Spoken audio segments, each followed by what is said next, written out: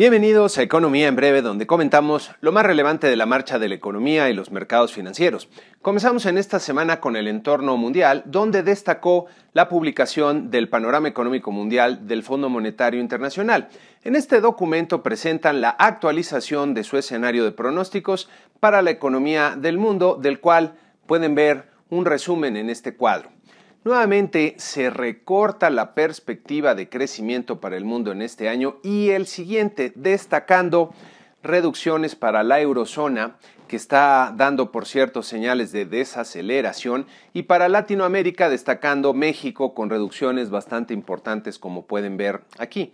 En su lectura de la economía, el fondo apunta que el escenario está sesgado a la baja ante diversos riesgos relevantes, entre los que destacan el escalamiento de las tensiones comerciales entre Estados Unidos y China, condiciones financieras más restrictivas, los impactos de un Brexit desordenado y una desaceleración más profunda a la que se espera en la economía de China. En el Foro Económico Mundial de Davos, que por cierto estuvo en esta ocasión desangelado ante la ausencia de varios mandatarios importantes, los medios refirieron un ambiente de pesimismo. Me llamaron la atención los llamados que hicieron la canciller alemana y el presidente de Japón a defender el multilateralismo y restaurar la confianza en el comercio internacional en un marco basado en reglas. Hay una clara percepción de que el orden que se ha construido desde la posguerra en el mundo está en riesgo ante el surgimiento de fuerzas nacionalistas y del populismo en varios países. En el Reino Unido, la primer ministro presentó su plan B para el Brexit en el Parlamento, que básicamente fue el mismo que ya se había rechazado estrepitosamente en el Parlamento, advirtiendo que la alternativa era entonces un Brexit desordenado. Percibo que la señora May está jugando al estilo Trump, tratando de plantearle a su parlamento que es a su modo o las consecuencias serán muy malas para su país. La realidad es que no hay mucho tiempo para volver a negociar con la Unión Europea, por lo que las alternativas posibles serían pedir extender la fecha de salida para seguir negociando, una salida caótica o convocar a un nuevo referéndum para la salida, ya que que se apruebe este nuevo plan, que es el mismo, parece muy lejano. El Banco Central Europeo mantuvo sin cambio sus tasas de interés en su decisión de política monetaria, tal como se esperaba, advirtiendo una desaceleración en la eurozona por la incertidumbre que generan los riesgos que ya comentamos ahora con el Fondo Monetario. También el Banco de Japón mantuvo su tasa de interés sin cambio, reduciendo, por cierto, sus expectativas de inflación. En Venezuela se detonó una crisis política de grandes proporciones luego de que el presidente de la Asamblea Nacional, Juan Guaidó, se declarara presidente interino y acusara a Maduro de usurpador. Guaidó recibió el apoyo de Estados Unidos y de muchos otros países como Canadá, Brasil y Argentina, mientras que la Unión Europea pidió nuevas elecciones en 8 días o reconocerían a Guaidó como el presidente de Venezuela. Cientos de miles de personas salieron a las calles en Venezuela para apoyar a Guaidó, con lo que crece la presión sobre el régimen de Maduro para dejar el poder. Mis mejores deseos para mis amigos venezolanos para que encuentren la salida a la grave situación que viven ya desde hace mucho tiempo.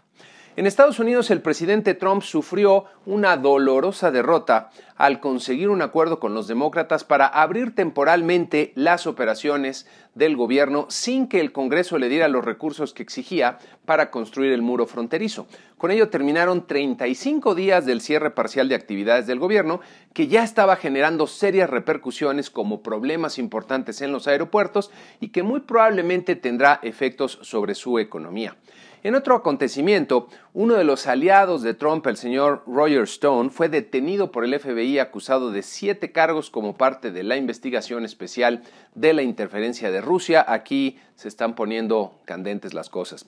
Pasando a la marcha de los mercados accionarios en la semana, presentaron una ganancia marginal, como pueden ver en nuestra gráfica acostumbrada. Nuestro mercado accionario, en contraste, perdió 1.36% durante la semana.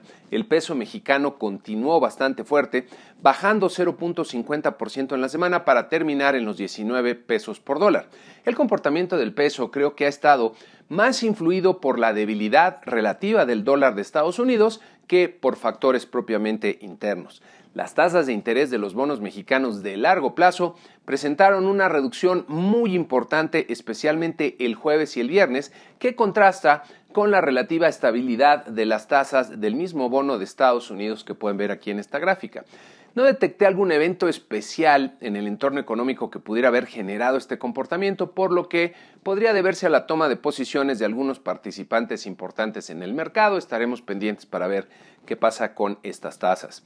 Pasando a los indicadores de Estados Unidos, la venta de casas usadas se contrajo fuertemente en diciembre, como pueden ver en esta gráfica, quedando muy por debajo de lo esperado por los mercados. De hecho, puede verse una desaceleración respecto a los meses anteriores y es posible que el incremento que se había venido dando en las tasas de interés de las hipotecas, que pueden ver en esta otra gráfica en la línea azul claro, jugara un papel importante en la caída de las ventas de casas usadas, ya que se alcanzaron niveles que no se veían desde el 2011. En México se publicaron los resultados de inflación de la primera quincena de enero, que pueden ver en este cuadro resumen un poco compactado del INEGI. La inflación reportada de 0.11% fue inusualmente baja y menor a lo esperado por el promedio de analistas del mercado, destacando la desaceleración en el componente subyacente de mercancías y la baja en el renglón de energía de la parte no subyacente. En este siguiente cuadro pueden ver cómo las ciudades fronterizas, son las que registran las reducciones más importantes, lo que tiene que ver con la baja del IVA en la frontera que realizó el gobierno en este año. Cabe notar que este efecto es de una sola vez, pero ayudará a tener un menor nivel de la inflación anual durante todo el presente año. En este siguiente cuadro puede verse que los precios de las gasolinas y gas fueron de los que más ayudaron a la baja de la inflación en esta primera quincena. En esta otra gráfica puede verse la moderación en la parte no subyacente de la inflación, que es la más volátil, que alcanzó 7.31%, mientras que la parte subyacente, que recordemos incluye los renglones menos volátiles, alcanza 3.64%, sin dar todavía señales claras de comenzar a abatirse. Por cierto, no se observa en estas cifras algún impacto derivado del desabasto de combustibles en buena parte del país, pero es probable que en las próximas quincenas comience a notarse. En otro dato muy importante, por cierto, el indicador global de la actividad económica creció 1.8% real anual en el mes de noviembre, que a pesar de ser un poco mejor a lo esperado por el mercado, fue el crecimiento más bajo en los últimos 5 meses. El componente industrial se contrajo 1.3% real anual, siendo la primera caída en 8 meses, como pueden ver en las barritas de esta gráfica. La parte de servicios, aquí en la línea azul, creció 3% real anual, significativamente mejor que la parte industrial. El ritmo de la actividad económica que nos presentan los indicadores es lento y por debajo del potencial que tiene nuestro país, y como refiere el Fondo Monetario Internacional y el promedio de los analistas del mercado, es probable que se siga frenando ante la gran incertidumbre que hay en estos momentos. Valdría la pena preguntarnos en serio, ¿por qué si tenemos un país con tantos recursos y tanto potencial no logramos generar más prosperidad y crecimiento? Desde mi punto de vista, la respuesta tiene que ver con la forma tan pobre en que tenemos para organizarnos y cooperar económicamente entre nosotros. Más que cooperar efectivamente, nos metemos el pie a gran escala. Esta noticia creo que ilustra muy bien este problema.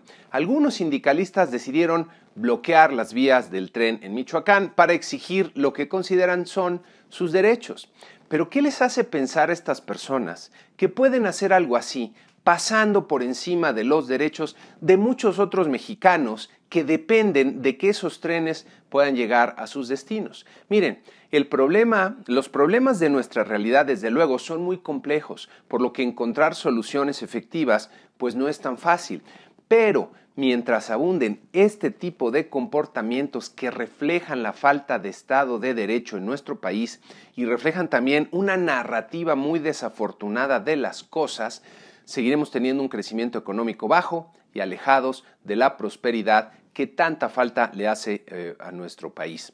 En mi opinión, más que tratar de impulsar el crecimiento con inversiones públicas que pueden tener una dudosa rentabilidad social, el mejorar sensiblemente el Estado de Derecho en nuestro país tendría efectos mucho más importantes y duraderos. En otro indicador, que tuvo por cierto una lectura positiva, las ventas minoristas crecieron 3.4% real anual en el mes de noviembre, mejorando un poco respecto a octubre, como puede verse en esta gráfica. La tasa de desocupación a nivel nacional subió un poco en diciembre a 3.35%, como puede verse en la línea azul de esta gráfica. Ya la semana pasada comentábamos de la desaceleración en el ritmo de creación de empleos aquí en las barritas. La tasa de desocupación parece haber pasado su punto de inflexión y comienza a subir de forma muy leve. Es de esperarse que en el 2019 veamos tasas de desocupación cada vez más altas ante la debilidad que se anticipa para la economía y la creación de empleos. En la semana que inicia habrá mucha información importante, comenzando en Europa con el nuevo voto sobre el plan Brexit de la señora May, que decidirá qué sigue para el Reino Unido, para Europa y para los mercados financieros. En Estados Unidos tendremos la primera decisión de política monetaria del año de la Reserva Federal, que se espera mantenga sin cambio sus tasas de interés en estos momentos, pero a la que se le pondrá especial atención para ver si hay algún cambio en su lectura de la economía o en su lenguaje que permita ver qué viene más adelante. También se publicará el siempre importante reporte de empleo, en esta ocasión del mes de enero, y para el que se esperan una creación de 168,000 nuevos empleos no agrícolas. En México conoceremos el Producto Interno Bruto del cuarto trimestre, es el total de la producción, y las cifras de balanza comercial, finanzas públicas y actividad financiera del mes de diciembre. También se conocerán los resultados de la primera encuesta de expectativas del año, que muy probablemente traerá una nueva reducción en el crecimiento económico previsto para el 2019 por el promedio de los analistas ante el entorno tan complicado externo e interno que enfrenta nuestro país.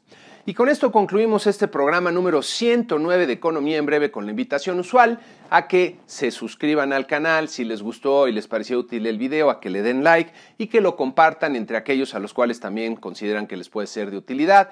Muchas gracias y muy buena semana.